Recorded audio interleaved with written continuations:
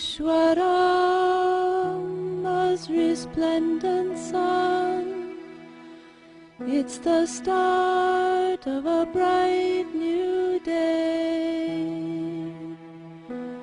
Time to rise, time to shine, Lord divine.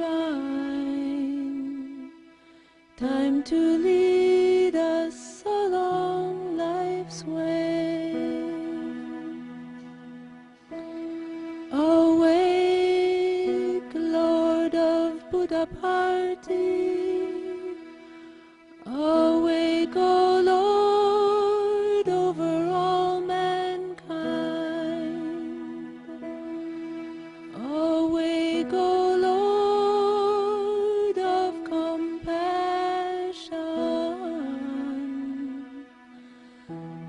that the world good fortune may find. Sai Ram.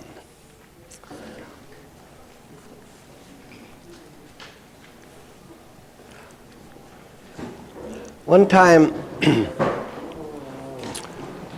going up to Prasanthi from Bangalore. In the early days, there would usually be maybe 3 or 4 cars that Swami would take along with his car. And at that time there was more forest than there is now, I think.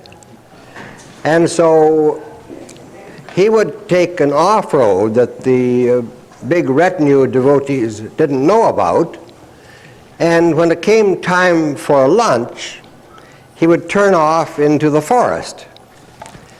And then the ladies of the party would take lunch out of the back of the car, and sometimes he would send one of the cars to a town which was close by for some delicious food too.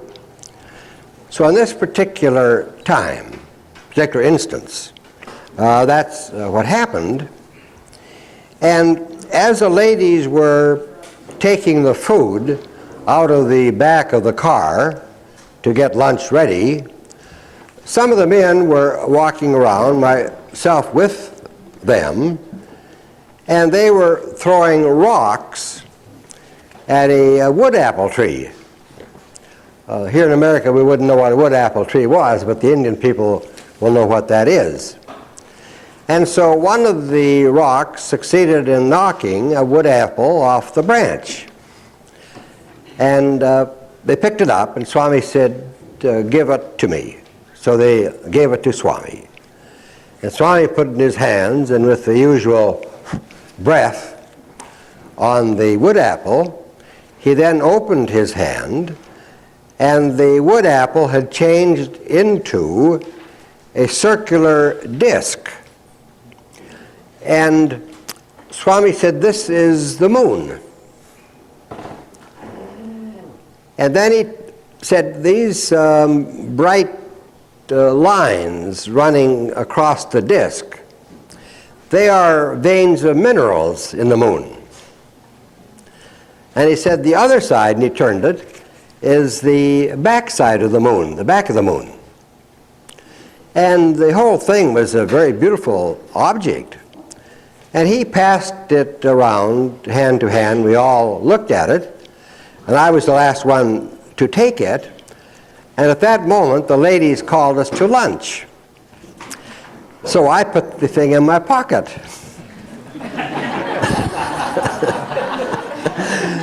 And after lunch, I didn't offer to return it.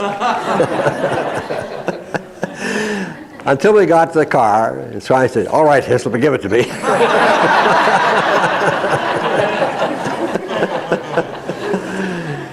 And so then he moved his hand, and the ring disappeared. Another time, we were up in Prasanthi, and there was new construction going on. And Baba and a group of the ashram officials started to walk along the path where the canteen was, because the new construction was at the end of the canteen, end of that road. And so I joined them and went along with them. And we looked at the construction and so on. And then, as we passed a pile of the construction material, I bent down and picked up a seashell, because, you know, you find seashells almost every place. I picked up a seashell. Then we got in the car to go to another place. And Swami said, "Give me the seashell, Hislop." So I gave it to him. And he moved his hand like that. And he changed it into a rabbit, bunny rabbit, with the big ears and the tail and everything. And we admired that. Then he said, "Well, Hislop, what shall I change it into next?" And so I said, "Well, Swami, change it into a lion." And so I said, "Lion, lion, no, you're a lion, no lion." Now the reason I asked, and the reason probably he refused, had to do with something that happened in Madras. And at one of the conferences in Madras, Swami was in the conference room, and one lady who apparently had acute vision of some sort saw Swami in that room where there were people walking coming across the room, riding on the back of a lion. Riding the back of a lion. And so she took a photograph. And sure enough, the photograph showed Swami riding this lion. So my wife and I were eager to examine that picture, and so the next time we went to Madras, we went to the house of this lady and asked to see the picture, and she showed it to us, and sure enough it was exactly as I described. There was Swami, and here was this room, and there was people in the room, and here was Swami astride a lion. And so I said, "Gee, we'd like to have a copy of this. Can we make a copy?" And she said, "Good heavens, no." She said, "Swami was as angry as could be with me for taking that picture." So that's why I made the request, and I suppose that's why Swami refused it with some annoyance. And another incident in Madras, probably the youngsters here at least, maybe some of them believe that there are such things as angels. We grown men, of course, don't believe that. But I'll tell you a story about angels. And Swami, in early days, he had this family in Madras, and they were host and hostess to Swami whenever he went to Madras. And in early days, he would go to Madras quite frequently. At that time, he was driving a car himself.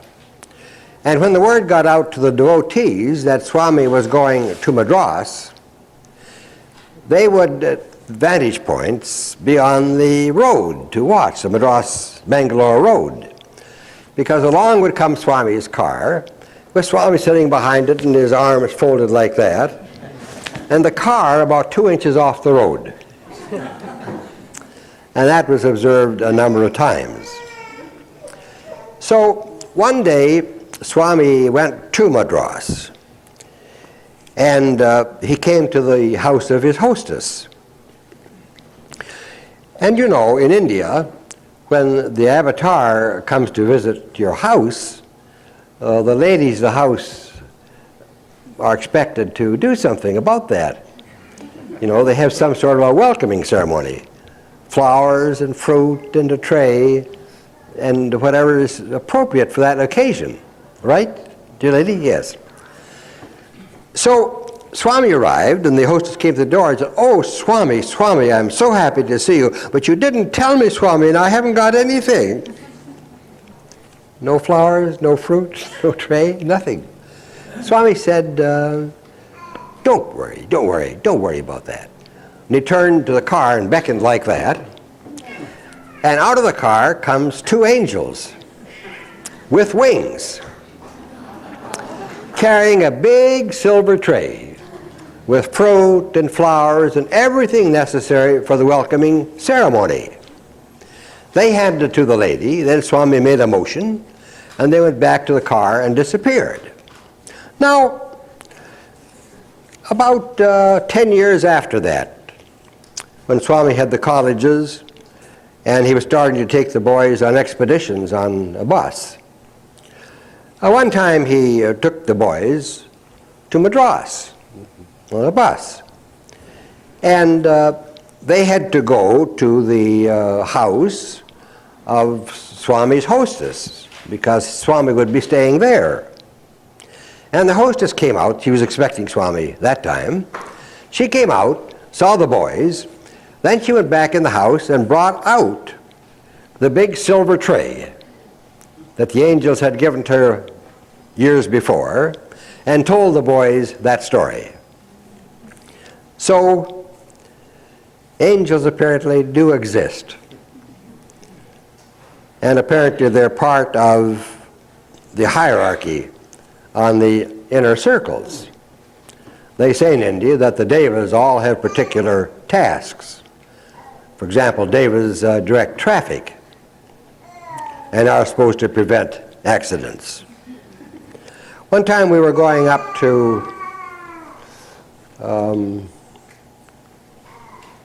Simla, way up in the Himalayas. Yes, Simla. And we went to Chandragarth first. Went from airplane. Swami's devotees had hired an airplane, private airplane. So we got on the airplane and went to Chandragarth. And Swami, of course, would wander back and forth and even go into the pilots' cabins and talk to the pilots and so on. And at Chandragarth, we were supposed to give a talk to the assembled devotees there. So Swami went to the big enclosure where it was to take place and got on the platform and started to give his talk. But then the people there were so restless. They got up and started walking around and raising dust and so on. So Swami cut his talk short, and we went back to the airplane. And then the devotees there were supposed to take us on up to Simla. So they had cars for us, for Swami, and then for those of us in the party who were with Swami. And then many other devotees got in cars to go up too. Now those of you who've ever followed Swami in cars, and many people have, any of you Westerners ever follow Swami in a car going anyplace? You did, yes. It's a crazy experience because all the taxi drivers and the private drivers, they do nothing but jockey for place. They want to be the car directly behind Swami's car so they can look through the back window and see the back of Swami's head. And so they're constantly trying to pass each other like that. So on the way up to Simla, our driver was no different than the others. And he thought he saw an opening, so he pulled out and put on the gas and put full speed ahead, thinking he would find a way to get in the traffic lane. But there was no opening. He couldn't get in. Then we saw ahead of us, standing on the road, a policeman. And this car was headed dead on for that policeman. And so we thought, oh boy, this is going to be something. He's going to kill that policeman. And he went by the policeman when we heard a bang, and all that happened was the side of the car hit the policeman's belt buckle. And it made a noise and didn't even knock him down. So when we got up to Simla, I said to Swami, Swami, it must be that you drive the cars. So I said, no, I don't drive the cars. He said, it's up to the driver of the car to take care of the car, and Swami only steps in at the very last moment to avert an accident. Then, up at Simla, one day he said to me, Hislop, you and your wife have a taxi early in the morning, and don't tell anybody because we're going to go on an expedition. So we were in our car, a taxi, early in the morning, and Swami's car came, and about 3 other cars came. Swami had invited. And so we went along a road through great snowfields, away high up in the Himalayas mountains. We could see the towering peaks above us and so on. And after about an hour and a half driving, we came to the end of that road, and there was a gate. So we went into the field at the end of the gate, and the car stopped, and the ladies started to pull the stuff out of the cars for lunch. Now, Swami walked away from where the ladies were towards the edge of a precipice. Now, many of you here have been in the Himalayas mountains, and you know there are tremendous abrupt valleys, just straight down like that. And so that was like the end of this field was, straight down. And Swami walks towards the end of the field. So the men followed him, but at a respectful distance. And so as he approached the edge of the field, up comes the head of a lady. Then the lady comes up and is standing on the edge, a slender Indian lady with the typical sari on. Swami goes up to her. Now the ladies were too far away to hear, but the men who followed fairly close could hear what went on. And Swami said, "So, you have come at last." Then he moved his hand, and he made a diamond necklace and diamond earrings, put the earrings on the lady, put the necklace over her head. She then stepped backward and climbed down the face of the cliff and completely disappeared. Very mysterious, wouldn't you say? Very, very mysterious. So, there are other mysterious things that happen, of course. Maybe I'll tell you 2 more. First of all, everybody here knows about Shirdi Sai Baba, the avatar before Satya Sai Baba. There's 3 come, Shirdi Sai, Satya Sai, and Prema Sai. Now, Shirdi Sai Baba came to this village of Shirdi as a young man and settled down there and lived there for the rest of his life. And of course, since he was an avatar, although disguised as a Muslim beggar, Muslim yogi, and the combined populations of Hindus and Muslims in that village got along very well. One day Sai would be in the Hindu temple, and the next day he'd be in the Muslim temple. And so the 2 parties got along very well. But then Sai had some peculiar ways to him. In the matter of taking a bath, for example. Now there was a wall, and then there was a sort of a lake, a pond. Maybe it came from a river.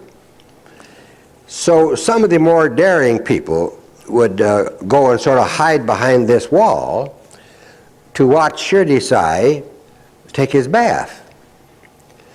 And they would see him step into the river, and he would then open up his abdomen and pull out his intestines and wash them in the water and then replace them in his abdomen. There's a name for it. It's a CD power of some sort. There's a name for it. I don't know the name. Well, when Swami came down from Prasanthi Nilayam as a very young man, to come back and forth, there was a hostess at whose place he always stayed in Bangalore. And there was a jeweler in that town, a manufacturing jeweler, big fat man. And he had been a devotee of Shirdi Sai Baba. So somebody told him that here this young fellow has come down from Prasanthi Nilayam, or rather Puttapati I would say at that time, Puttapati, and he says that he was Shirdi Sai Baba. So this fellow had to go and see. So he goes up to where Swami was and sees him, and they immediately recognize each other and they embrace. So then he was going up there often. Now, sometimes when he would get up, Swami had already retired. And Swami slept in a separate room from the house because the house wasn't big enough. And so he would then look through the cracks in the wall to see Swami. And he would see Swami's torso lying on the cot, and arms and legs tumbled together off the body entirely. Same thing as happened with Shirdi Sai, the dismemberment of the body, putting it back together again. Then, even if I didn't think to believe him, about 4 years later I was sitting in the veranda at Brindavan and sitting beside an Indian man and started to talk to him, an elderly man. And he said that he was working for Swami's enterprises as an engineer. And he said, you know, strange thing happened years ago. I'll tell you about it. So I said, yeah, do tell me. So he said, you know, when Swami first came down from Prasanthi Nilayam, I would go there to where he was, and if he wasn't in the house, he was asleep in his room. And I would peek through the crack to see if he was awake or not. And you know, there I would see him laying, his body there, and minus arms and legs. They were just piled together. So there was 3 very strange stories, Shirdi Sai, and 2 with Satya Sai. Now, let me, before I tell any more stories, start the talk about the devotional path.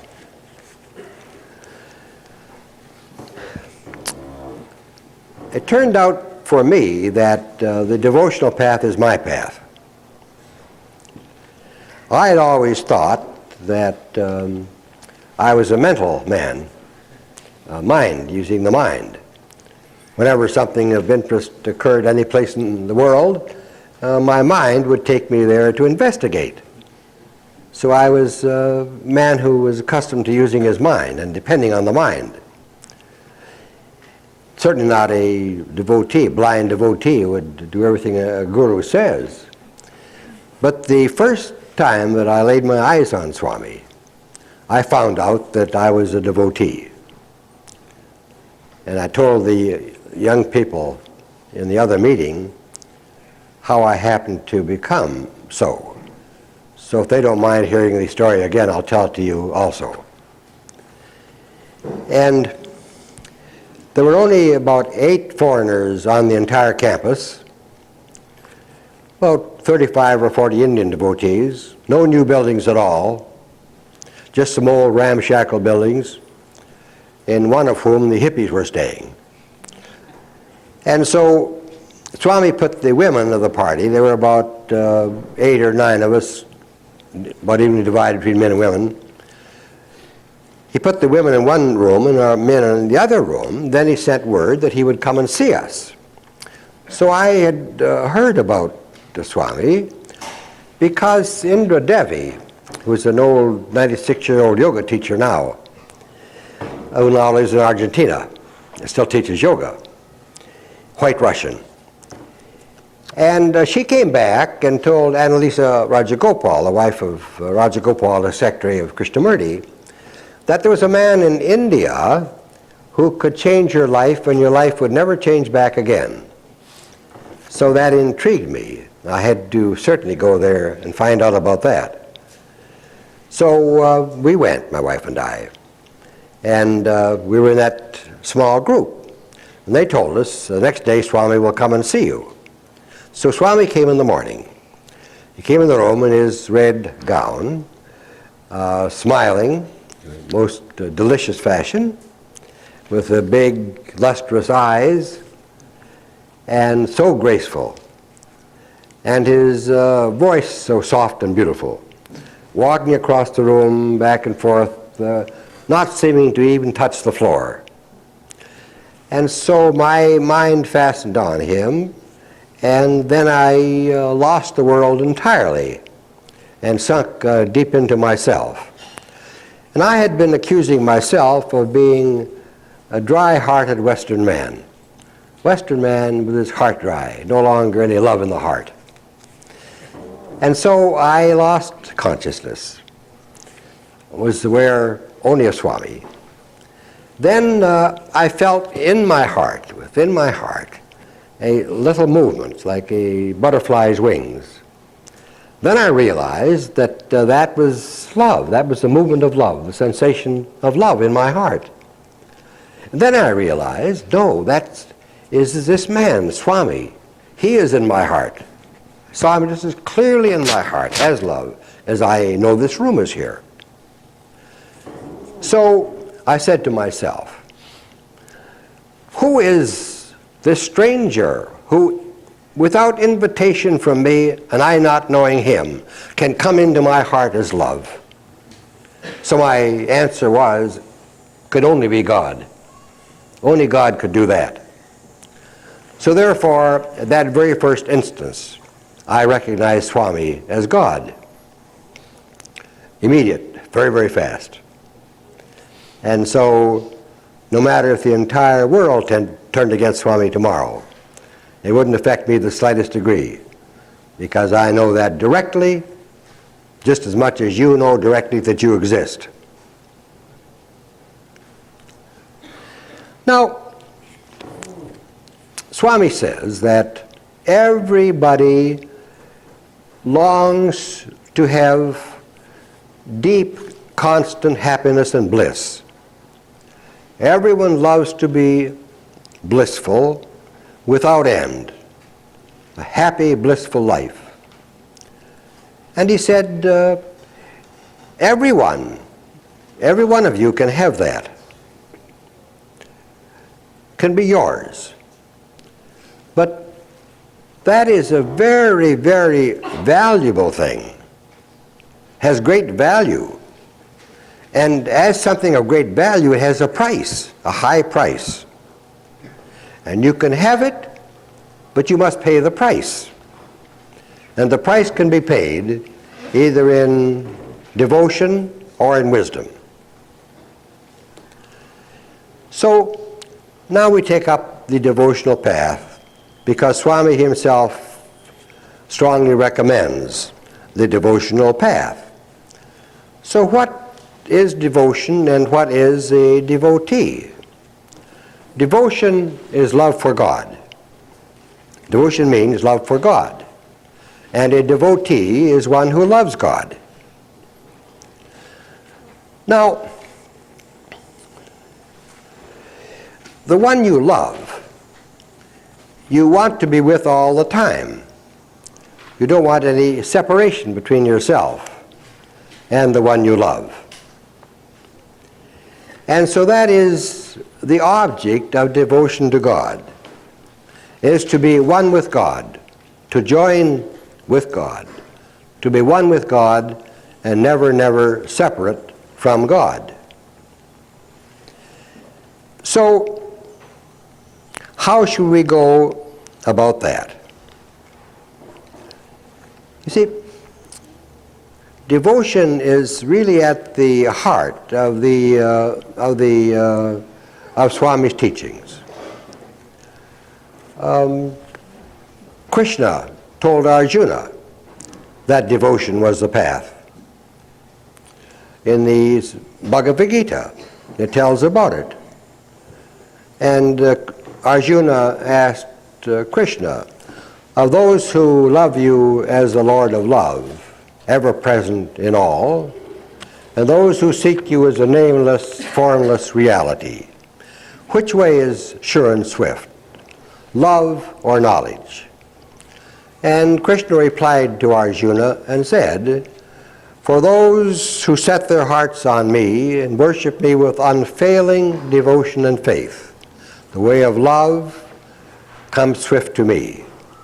Those who seek the transcendental reality, unmanifested, without name or form, beyond the reach of feeling and of thought, with senses subdued and mind serene, and striving for the benefit of all beings, they too will verily come unto me.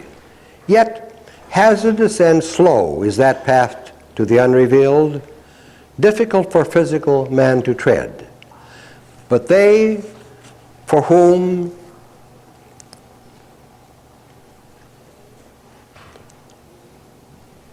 we find it.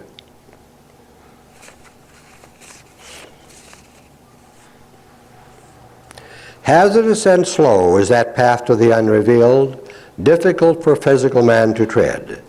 But they for whom I am the goal supreme, who do all work renouncing self for me, and meditate on me with single-hearted devotion, these will I swiftly rescue from the cycle of birth and death to fullness of eternal life in me. Still your mind in me, still yourself in me, and without doubt you shall be united with me, Lord of love, dwelling in your heart. So, not knowing anything about that, that was my actual experience when I saw Swami. I found him to be Lord of love, dwelling in my heart. Now, so how to go about the devotional path? Swami has very carefully and at great length told us about the way of devotion, how to go about the devotional path. And we must pay strict attention to what he says. In case we don't appreciate the necessity for careful attention to what Baba says on the way of devotion, we can look to something that Shirdi Sai said to one of his devotees. The devotee came up to Shirdi to see Shirdi Sai. And he asked Shirdi Sai, Swami, of all those whom you call to yourself, of all those whom you call to you, how many achieve self-realization? You see, and Swami has told us that we are with him only because he has called us. Unless he calls us, nobody can come to him. So we have been called to Swami, just as Swami's devotees from the time he was Shirdi were called to Shirdi. And so he asked, how many of these will succeed in achieving self-realization? Shirdi said, very few. And then he pointed at the mango tree in bloom. And he said, it would be nice if every one of those blossoms turned into a ripe mango. But such will not be the case. Most will fall to the ground. So most of those called to Shirdi won't succeed. They will fall to the ground. But if one of ourselves suffers that fate with Sai, it's not too great a cause for concern. Because Swami has also said that no matter how many times a man falls to the ground, into the slime, he will arise again and again, and eventually he too will make his way back to the source from which he came. And the source from which he came is God himself.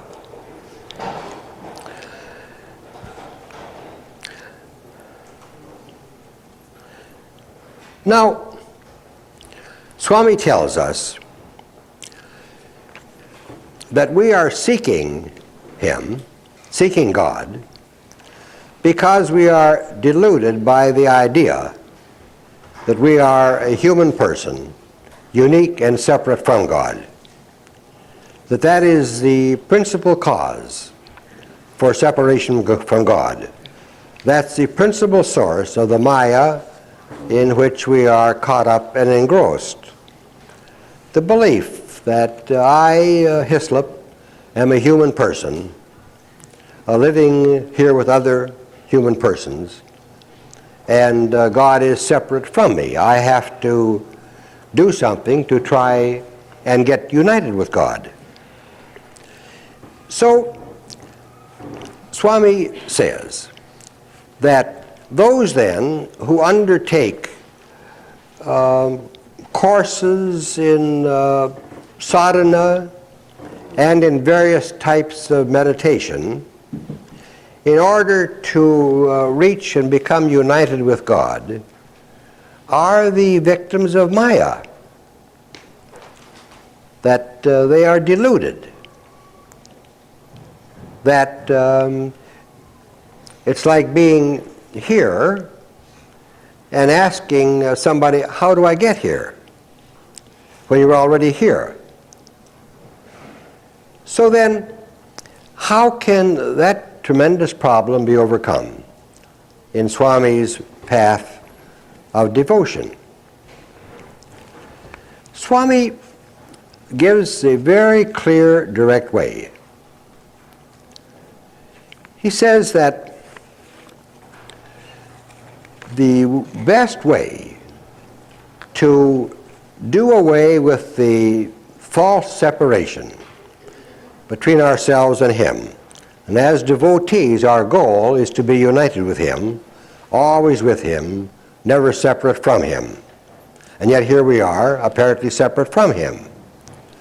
So the best way to overcome that gap of Maya between ourselves and the divine is not all these meditations, not all these sadhanas, not all these sevas that we engage in.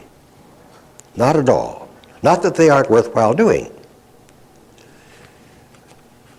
For peace of mind they may provide, but quite unnecessary, and they miss the point entirely. In a recent speech, Swami said about his American devotees that my American devotees are very nice people, they do worthwhile seva, and they sing bhajans very nicely, but they don't know anything about practicing spiritual life. Because if we believe that such practices as that, such practices as those, are going to do away with the distance between us and God and bring us into union with God, then we are the subject of Maya. We are ignorant. That's not the way it will happen at all. So how then, according to Swami, will it happen?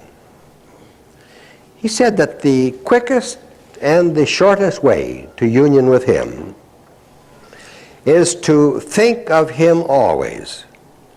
To always think of Him, always keep Him in mind, do everything for Him, never be separated in your mind from Him for a moment. Now you know the story of the two guardians of heaven who incurred the displeasure of God and were sent away from heaven, expelled from heaven. The watchmen were expelled. And they were given two choices. One, they could have some 18 incarnations as devotees of God to overcome their sin and get back their place. Or they could have 2 incarnations as enemies of God and get back their place. So they chose to be enemies of God. Now why was it take just 2 incarnations of enemies of God as against 18 as devotees of God? Swami says that my devotees think of me occasionally, but those who hate me think of me constantly. So therefore, the cue is not that we should be wicked people and hate God, but we should learn from that and always think of Swami.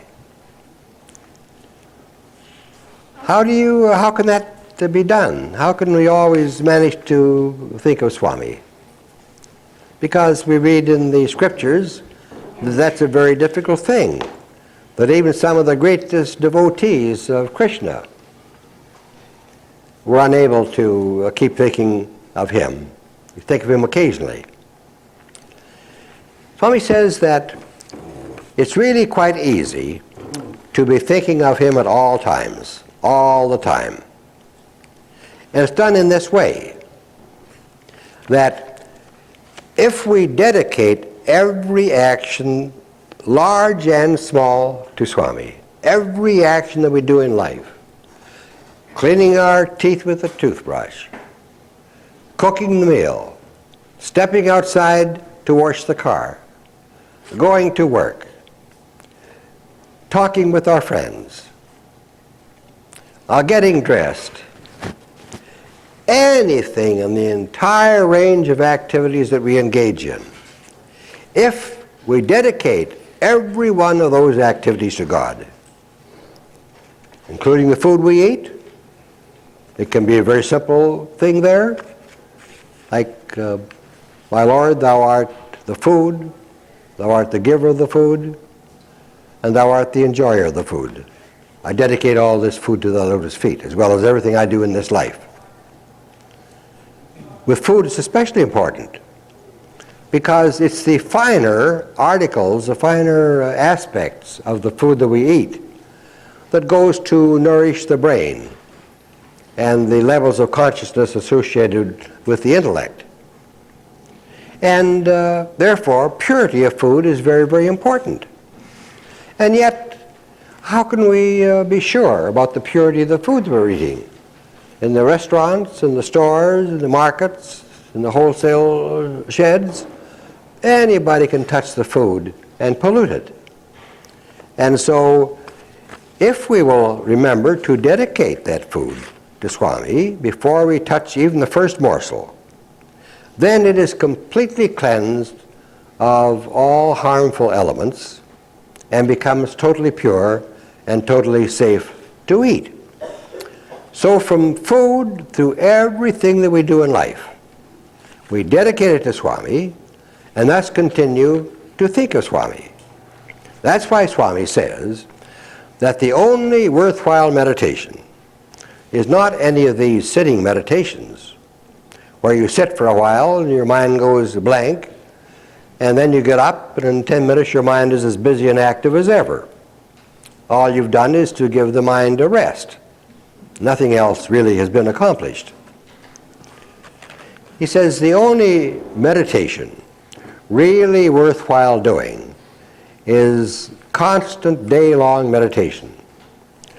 From the time that you open your eyes in the morning to the time that you close your eyes at nighttime, when Swami advises that you briefly review the day, the events of the day, not in detail, just briefly, and then dedicate those actions of the day that you engaged in to God, even though you dedicated each action by itself at the time.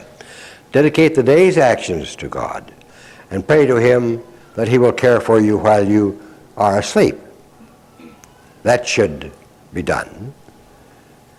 And that from the first thing you get up in the morning, you dedicate it at nighttime, dedicate to Him, ask Him to take care of you while you're asleep, and then you waken up in the morning. Now the first thing that you waken up in the morning, you're starting a new day, and that should be a day dedicated to thinking of Swami, dedicated to dedicating every aspect of your life to Swami. Now, that is really not hard to do at all. Everybody can visualize. You can visualize, the mothers here can visualize their little daughters. The men here can certainly visualize the car they drive, even though they're sitting here. You can remember and see whether it's a Studebaker a few years ago or a brand new Mercedes. So visualization is not difficult. So since Swami is every place at every time, every place at every time, and I should maybe tell you a story about that too, before we go on. Now, when I go to Prasanthi Nilayam, then I'm on what's called the speakers list for the foreigners. As you know, at Prasanthi Nilayam, every morning there's a lecture to keep the foreigners off the streets and in the ashram. And so I get tapped for those lectures too. And so a couple years ago, I gave a series of 5 lectures. And then the people wanted a session devoted solely to questions and answers. So we arranged that. And we had a question and answer session. Now at that time, I'm still sitting on the veranda, but at that time, what's his name, Narasimham, the editor of Sanatana Sardi, was in Swami's favor. And he would be invited in every morning to discuss what was going to go into Sanatana Sardi. And since when I'm on the veranda, I always sit up right next to Swami's door, he would invite me in with him. So I would sit there with Narasimham when they were discussing. And so the day after we had the question and answer session, I went in, and Swami looked at me, and he said, Hislop, at your meeting today you did nothing but confuse everybody. So I said, well, Swami, how do you mean? And he said, well, Hislop, what you did was to talk about Vedanta, not about Swami's teachings. You talked about Vedanta, and they then would ask questions based on the Vedanta, which they didn't know anything about, and you would give an answer, and then that would further confuse them. So I said, Swami, here's this wall here. You're sitting here all the time behind this wall, and where those lectures are a long ways away. How did you know what went on in that hall? So Swami said, Hislop, don't you know that God has 1,000 eyes and 1,000 ears? I said, yes, Swami, I've heard that. But in what way, in what aspect of yourself were you here, sitting here, because I know you were here, and at the same time in that hall, not only knowing what I was saying, but also knowing what everybody was thinking? Did you go as God? As Ishvara? And Swami said, no, Hislop. I went as universal consciousness, universal awareness. So he is constantly aware of everything at all times, knows everything at all times. So when it comes then to practicing, you wake up in the morning. Now you can be sure that he is part of that room. He is every place at all times. I have the proof of it. The next day, the Italians asked me to come and talk to them. That was in a shed way the other side of a number of buildings. And the only one that spoke English was the translator. So I talked and she translated. And then the next morning I went in again, Swami, and I said, Swami, did I do any better yesterday?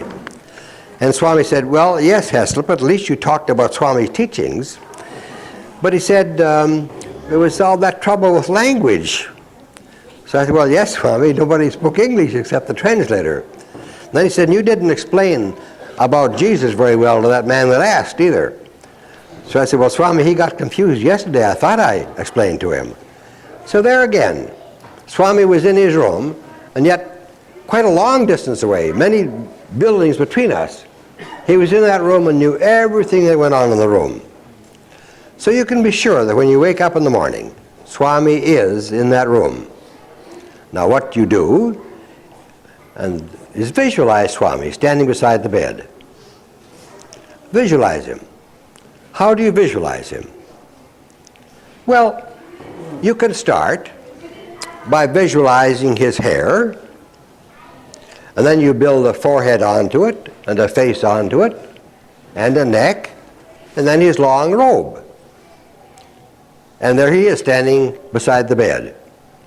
So morning Swami, you get out and go about getting dressed and so on.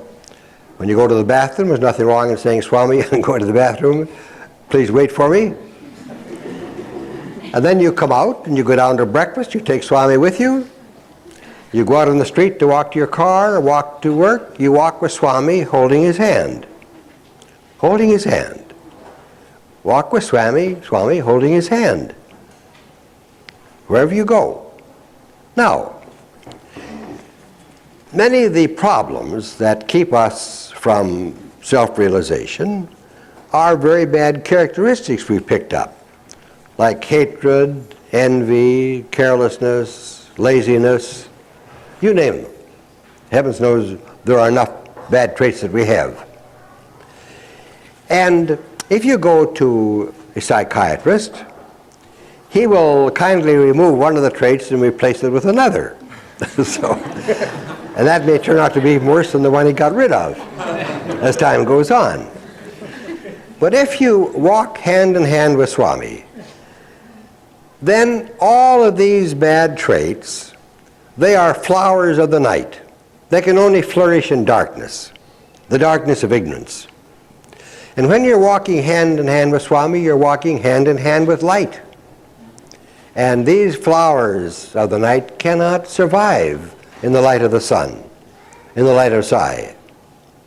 So one by one, as you stay with Swami all day long, all of your bad traits completely disappear. So disappear that it would be impossible for you to act on the basis of any of those bad traits. And you haven't had to go to a psychiatrist or to anybody. So the fast way to union with God then is to think of God all the time. From the time you get up to the time you go back to sleep. At that time you dedicate yourself to God and ask Him to take care of you while you sleep. So why not do that? Remember what Shirdi Sai said, that it would be nice if each of those blossoms turned into a ripe mango. But most of them don't, they fall to the ground. Since we know about those things, there's no reason we can't do just what Swami says in respect to the path of devotion. Now, the end of the path of wisdom is exactly the same as the end of the path of devotion. That is union with God. Losing one's separateness from God and uniting with God. And both are the same. How is that? Because if you take a circle and you draw several lines from the perimeter of the circle to the center of the circle, at the perimeter the lines may be some distance apart. But as they travel to the center of the circle, they come closer and closer together until at last they are united and they are one and the same. So the path of wisdom and the path of devotion, although they begin quite a distance apart, they come closer and closer and closer because they have the same goal, which is the center, God. And that is why, even though Swami recommends very strongly the path of devotion, that is why he makes the deepest and most profound statements about wisdom in his talks. As you read his talks, you will encounter every significant thing that is said in Vedanta and Advaita in his devotional talks. And that is the reason, because as we proceed, they come closer and closer together until eventually they are the same. Now, in order to keep Swami in mind, in addition to visualizing him and being with him all day long, one should and can take up the practice of reciting his name. May I have that magazine, Smith? Here I noticed in the first page of the cover page of the magazine. Oh, this is the wrong one. Swami says about reciting the name. Okay. Is it there? Oh yeah, here we are. Swami says here, right in your own book. Listen, O people, like the iron Kali age, there is none so propitious for human liberation, for the mere remembrance of the name of God and adoring him with the name are enough to win his grace and set you free. Now, Swami has stated many, many times that the repetition of God's name will set you free. Why? Because the instrument that we deal with that binds us, leads us to wrong conclusions, and carries us along in the path of ignorance is the mind. The mind is the villain. It's the mind that separates us from God, because the mind thinks all these things. And Swami and the great sages say that until and unless the mind is destroyed, liberation is not possible. The mind must be destroyed. Now, he tells a story to illustrate the importance of the recitation of the name. There was a king in India, and he had a large kingdom and had many troubles in his kingdom, and had great trouble with his administrators. Things were not getting fixed. So he sat down to pray and prayed to God. God appeared before him and said, what do you want? And the man said, O Lord, I need a good servant. The things in my kingdom are in very bad shape and not getting better. I need a good servant, O Lord. So God said to him, oh, very well, I will send you a good servant, but you must remember that if you fail to keep him busy, he will destroy you. Well, the king had so much work to do, he paid no attention to the last part of what God told him. And the servant appeared and worked and worked and worked.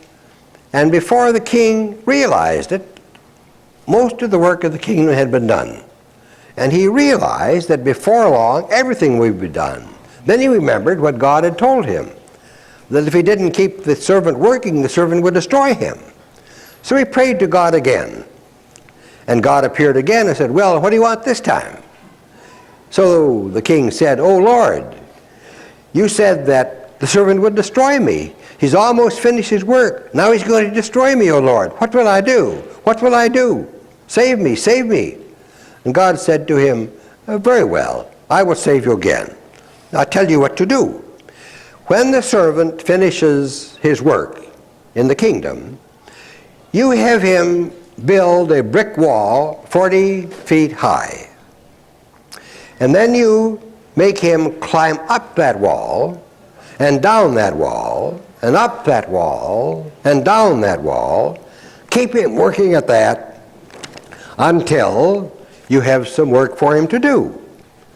And Swami said, the servant is the mind, which will destroy you, and the wall is the name of God. So reciting the name of God will save you from the destroyer mind. So therefore, Swami says that you should get accustomed to repeating the name of God constantly all of your life, all the time, except when you go to sleep, and then Swami will protect you when you ask him to protect you. As soon as your eyes in the morning, start to repeat the name of God. Now, what should be the name of God? It can be any God, any name that is dear to your heart. I, for myself, it's Om Saram, Om Saram, Om Saram. It can be Soham, Soham, Soham. He am I, He am I. That's perfectly satisfactory. Or it can be Lord Jesus Christ. You know, in the Middle Ages, from the time of about 26 years after Christ died, Swami told me, that the preceptors of that time had remembered what Christ had advised, and that was to repeat the name of Jesus all the time. So they then started to teach the monks that. And then came the custom of wandering monks, going from monastery to monastery throughout Europe, wandering through the forests and the farmlands from monastery to monastery, reciting the name of God all the time, with the objective of making the name of God perpetual, self-repeating in the heart. And so they would say as they walked, Lord Jesus Christ, have mercy on me. Lord Jesus Christ, have mercy on me. Lord Jesus Christ, have mercy on me. Sometimes they would say it in time with their breath, sometimes with their step, sometimes with the pulse, with the object of having that name become constant, automatic in the heart. Now there's a very interesting little booklet you can read about that if you wish to convince yourself. It's called the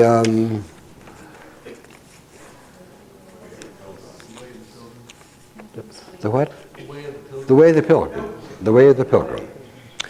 There was a monk in the last century, a Russian monk, and he kept a diary. And then after he had died many, many years later, the diary found its way into the hands of an Englishman. And he had it translated and published it in a book, and it's found its way all around the world. Used to be you had to send to England for it. But now you go into any of your bookstores and they can call up on the computer, and the man's name is French, the original writer who translated it. The Way of the Pilgrim by French. Very cheap, and they will get it for you. And that tells the story of what happened to this pilgrim as he wandered through the forests of Europe, reciting the name of God. Absolutely remarkable, the miracles that occurred by reciting the name of God. And so Swami says that that is what we should do. Now, we're so busy we think we can't do that. And we might not even like doing it. When I first heard Swami say that so many years ago, he said it's essential, it should be done. So I said, well, I will do it. It took me 3 years of hard, conscious, constant work to get that thing going. I didn't like it. I didn't see the sense of it. Didn't feel good, didn't do me any good at all. But Swami had said that is what to do. That's very, very important. So I persisted until finally it started to produce a feeling of happiness in me and became automatic. Now for years it's been automatic. All the time it goes on. Om Saram, Om Saram, Om Saram. Whether I'm talking or whatever it may be, deep in me, that Om Saram goes all the time. So, the even vision, seeing God every place, now, even vision means that you recognize that everyone you see is simply a manifestation of God. It's God in human form. That's what Swami tells us. That's what the ancient saints tell us. So why not have enough faith to take that on faith and try it? We take so many things on faith. We stop at the corner and ask some guy, where does so-and-so live? And he says, well, you go 10 blocks this way and half a block that way and 5 blocks to the right. And what do? We accept it, don't we? On faith we take this crazy journey. believing what the man said. So why can't we have at least that much faith in what Swami says and try it out? So that should be done. And in the same way, again, to help keep Swami in your mind always, and I'll explain why that's so important. To help keep Swami in your mind always, Swami recommends something called even vision. Now, you recognize, because Swami says so, you take it in faith, that he is every place, that he is the love in every person, that he is the essential atom in every person. Therefore, the only reality of a person is the Lord. Everything else is appearance only. The only thing that's real in anybody is God. So therefore, when you look at another person, you say to yourself, you greet God, "Dearest Lord, I love you." And when you say that, a flash of happiness will cross your heart. A flash of happiness will cross your heart.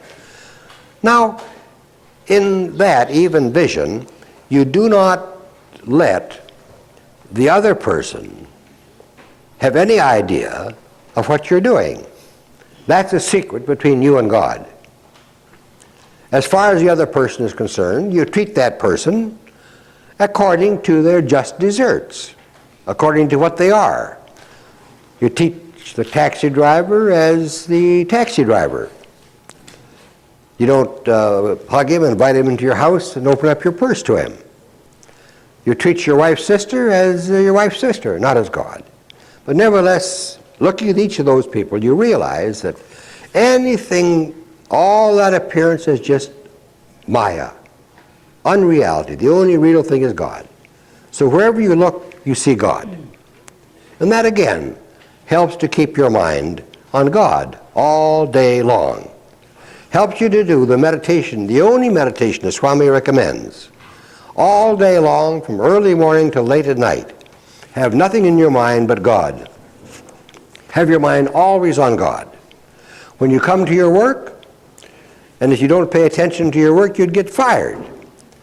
So Swami says, when you come to your work, you simply say, "Dearest Lord, now I must do my work." And then you concentrate on your work. And Swami says that at the point of that concentration, that's where God is. God exists at the very point of concentration. So while you're doing your work with concentration, it's exactly the same as holding his hand and walking on the street with him. Now, why is it so important to keep God always in mind? You see, we have come to the point where we are dissatisfied with our humanity. We're not content to just live in the world as human beings. Otherwise, we wouldn't be here. Why would we waste our time coming to a place like this, hearing all these crazy things that nobody can even prove said to you? It's only because you're not fully satisfied with being a human being, like other human beings on the street. You want to be something different. And that's the wish for you, union with God, rising up in your soul, rising up in you. Now, this separation between ourselves and God right now, that separation is Maya, because really there's no separation at all. There's only God. So that separation is Maya, unreality. Now, what is real about you and me? What is real about us is the present moment, is it not? Right now is our only reality, the moment. The split second in the past is just an idea, memory. Just an idea in the mind. The minute to come is just an idea in anticipation. It isn't here. It becomes the present. At that split moment, it's reality. So the human being lives in the split reality of the second. That's where our real existence is. And that split reality is divinity. That is God. So therefore, at the moment, this moment, we are tremendously powerful. We have all the power of God. And at this moment, if we think of God, then the power of our thinking in this moment is greater by far than the denseness and strength of the Maya that separates us from God. So therefore, the strength of us in this moment disperses that Maya, and we will realize that there is no separation between God and ourselves, and that everything is God. So those are some of the ways in which we should practice the path of devotion. And if we don't practice, then don't worry. 1,000,000 years from now, 10 million years from now, we'll pick ourselves up again. And Swami says that everyone eventually will come back to its source. That's the goal of all life, to come back to the source from which we came. That is God Himself. Oh my goodness, again I've gone over time, and I haven't told all the stories yet. Well, thank you very much for listening to me.